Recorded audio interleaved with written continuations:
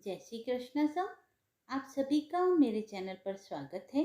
सावन का पवित्र महीना और उसमें आने वाली अमावस्या, एक ऐसा दिन जब पितृलोक के द्वार खुलते हैं, जब श्राद्ध दान तर्पण से मिलती है पूर्वजों की कृपा। सावन का महीना वैसे ही शुभ माना जाता है, लेकिन जब अमावस्या उसी में आती है तो उसका महत्व और भी अधिक बढ़ जाता है। इस दिन किए गए पुण्य कर्म, पितृतर्पण और व्रत से व्यक्ति को विशेष फल की प्राप्ति होती है। मान्यता है कि सावन अमावस्या पर की गई पूजा से पितृ प्रसन्न होते हैं और जीवन से कष्टों का अंत होता है। इस पावन दिन से जुड़ी एक ऐसी पौराणिक कथा जो न केवल धर्म का मार्ग दिखाती है, बल्कि जीवन में शुभ फल भी लाती है। आइए जानते हैं सावन अमावस्या की पौराणिक कथा। अमावस्या की पौराणिक कथा के अनुसार किसी गांव में एक बुढ़िया माई रहती थी। बुढ़िया माई के एक बेटा और बहू थी। बुढ़िया माई का बेटा दूसरे शहर में धन कमाने के लिए गया था। घर पर सास बहू ही रहती थी। सास और बहू में बहुत ही प्रेम था। दोनों एक दूसरे का बहुत ध्यान रखती थी। एक दिन की बात है, बहू ने खाना बनाया और सास को तो खाना खिला दिया, पर स्वयं खाना नहीं खाया। तब सास ने बहू से पूछा, बेटी आज तुमने खाना क्यों नहीं खाया?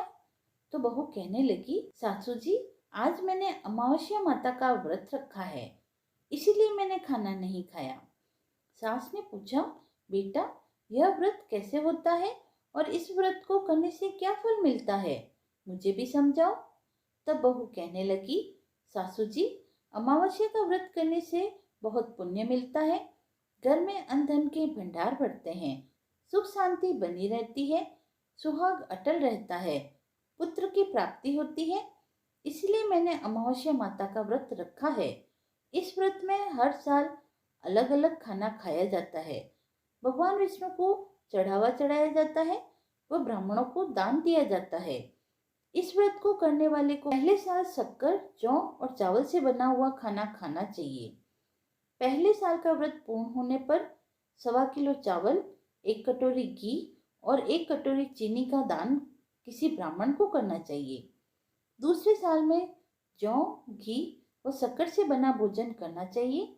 वह व्रत पूर्ण होने पर 1.25 किलो जौ, घी व शक्कर किसी मंदिर में चढ़ाना चाहिए या किसी ब्राह्मण को दान देना चाहिए।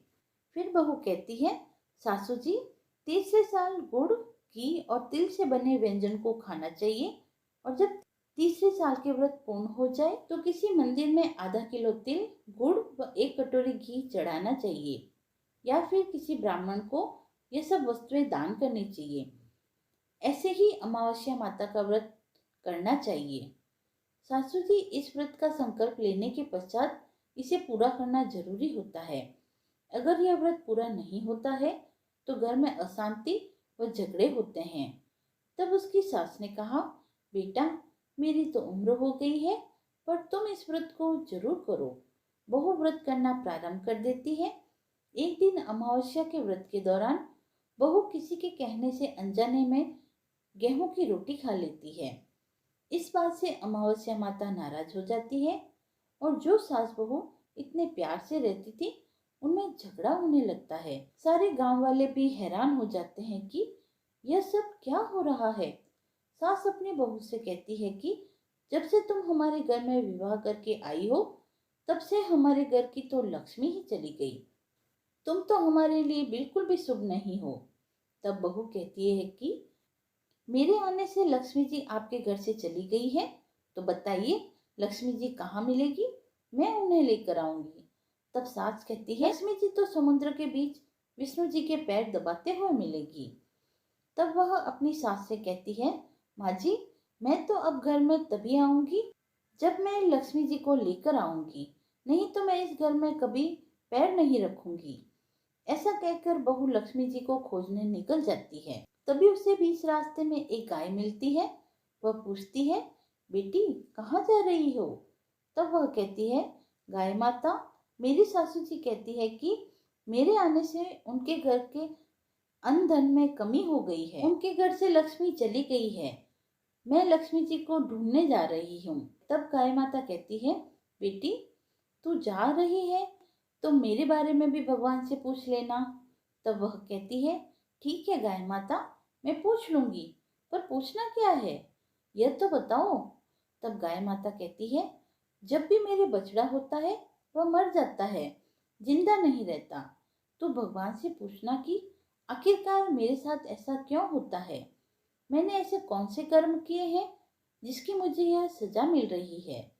तब बहू गाय माता को आश्वासन देकर कि मैं आपकी बात भगवान से अवश्य पूछूंगी, वह आगे बढ़ जाती है। थोड़ी दूर आगे चलती है तो एक घोड़ी मिलती है। उसके गले में घंटी बंधी हुई थी। घोड़ी ने भी अपने दुख के बारे में पूछने के लिए भगवान से कहा। तो बहू कहने लगी, ठीक है, मैं जरूर पूछ लूंगी। और ऐसा कहकर वह आगे बढ़ जाती है। आगे चलती है तो उसे एक अंधा और एक बहरा बुजुर्ग मिला। उसने भी बहू से अपनी समस्या बताई और भगवान से पूछने के लिए कहा। तब वह उनकी समस्या का समाधान भी भगवान से पूछने का कहकर आगे बढ़ जाती है। आगे चलती है तो उसे एक बूढ़ी औरत मिलती है जो हाथ पैर से अपाहिज थी।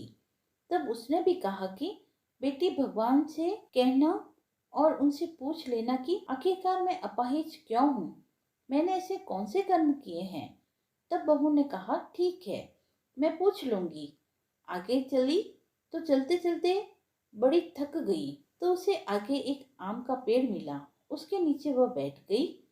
उसे देखकर आम का पेड़ बहुत खुश हुआ और बहू से कहने लगा, बेटी, तुम कहाँ से आई हो और कहाँ जा रही हो। तब वह कहती है कि वह लक्ष्मी जी को ढूंढने जा रही है। तब आम का पेड़ भी कहता है कि तुम भगवान को मिलो तो मेरी भी समस्या पूछ लेना। तो उसने कहा, ठीक है, पूछ लूंगी। तो आम का पेड़ बोला कि मेरे पेड़ पर लगे हुए आम खट्टे होते हैं, इस बारे में तुम भगवान से पूछ लेना। तब बहू पेड़ की समस्या सुनकर आगे बढ़ गई। थोड़ी दूर चली थी कि उसे एक तलाई मिल गई।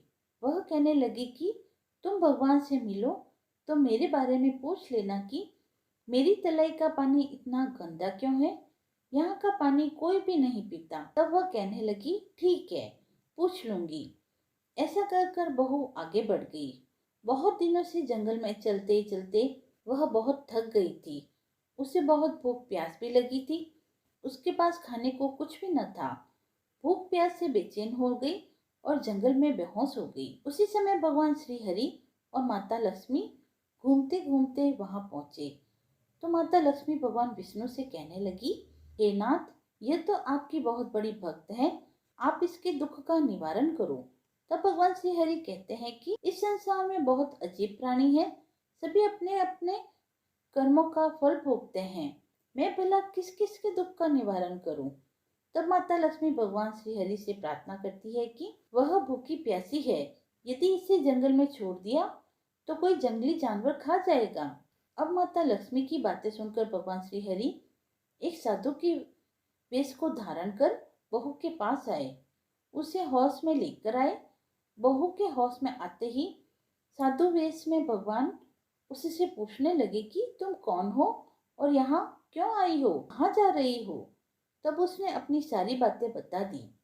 उसकी बातें सुनकर भगवान श्री हरि और माता लक्ष्मी उसके सामने प्रकट हुए। भगवान को अपने सामने खड़ा देखकर बहू उनके चरणों में गिर गई और अपने दुख का निवारण पूछने लगी।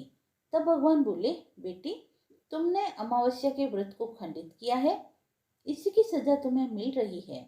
लेकिन अब तुम अपने घर जाओ और दोबारा अमावस्या व्रत का संकल्प करो। अमावस्या माता से प्रार्थना करना, उनसे क्षमा मांगना।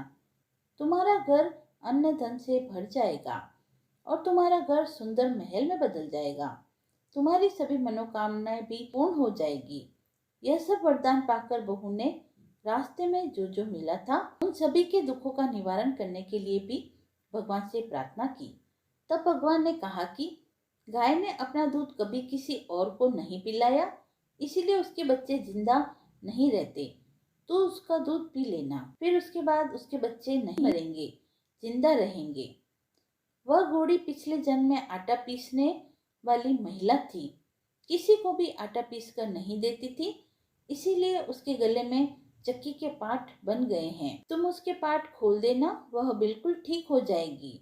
वह बुजुर्ग व्यक्ति कभी भगवान के मंदिर में नहीं गया, कभी उन्होंने भगवान के भजन नहीं सुने। तुम उन्हें ले जाकर भगवान के मंदिर में दर्शन करा देना और एक भजन सुना देना, वह ठीक हो जाएंगे। वह अपाहिज महिला, उन्होंने कभी अपनी जवानी में कोई दान पुण्य नहीं किया, उसी की उन्हें सजा मिल रही है। तुम उनसे कुछ दान करवा देना, उसकी विकलांगता ठीक हो जाएगी। आम का पेड़, उसने अपने पेड़ के आम कभी किसी बच्चे को खाने नहीं दिए, इसीलिए उसके सभी आम खट्टे हैं। तुम उस पेड़ से आम तोड़कर खा लेना, फिर उसके बाद उस पेड़ के आम मीठे हो जाएंगे। तलाई का पानी, पिछले जन्म में देवरानी जेठानी थे, हमेशा आपस में लड़ते झगड़ते रहते थे, इसीलिए उसका पानी गंदा है। तुम उसका थोड़ा सा पानी पी लेना तो वह तलाई शुद्ध हो जाएगी, फिर लोग वहां आकर पानी पीने लगेंगे। इस प्रकार बहू ने भगवान श्री हरि, माता लक्ष्मी को प्रणाम किया, धन्यवाद किया और वह अपने घर को जाने के लिए तैयार हो गई। रास्ते में जो जो भी मिल गया, उन सभी की समस्याओं का उसने भगवान के कहा अनुसार निवारण किया। सभी ने उसे खूब आशीर्वाद दिया, उसकी खूब प्रशंसा की। जब बहू अपने घर पहुंची तो देखती है, जहां पर उसका छोटा सा टूटा फूटा घर था, वहां पर तो एक सुंदर महल खड़ा है। घर में अन्न धन के भंडार भरे पड़े हैं। तब वह सासू माँ के पैर छूती है और कहती है, सासू माँ, आपने सच ही कहा था, मैं आपके लिए शुभ नहीं हूँ। जैसे ही मैं गई, आपके घर में लक्ष्मी आ गई। अब आप यहीं पर रहो, मैं तो मरने जा रही हूँ। तब सासू माँ कहती है, बेटी, यह सब तुम्हारे अमावस्या माता के व्रत के प्रभाव से हुआ है, उन्हीं के आशीर्वाद से हमें यह सब मिला है। अब तुम यहीं पर रहो, मैं तुम्हें यहाँ से कहीं नहीं जाने दूंगी। इस प्रकार सास और बहू पुनः खुशी खुशी रहने लगे। एक दिन बुढ़िया माई का बेटा भी दूसरे शहर से लौट आया। घर में जब उसने खूब सारी धन दौलत और धन के भंडार भरे देखे, तब उसकी माँ ने उसके पूछने पर सारी बातें अपने बेटे को बता दी और इस प्रकार वे सभी लोग खुशी खुशी रहने लगे। अमावस्या माता की कृपा से उनके सभी दुख दूर हो गए, वो सभी मनोकामनाएं पूर्ण हुई। बोले अमावस्या माता की जय, विष्णु भगवान की जय, लक्ष्मी माता की जय। कथा समाप्त हुई। यदि आपको यह पसंद आई हो तो आप मेरे चैनल को लाइक शेयर एंड सब्सक्राइब करें। धन्यवाद।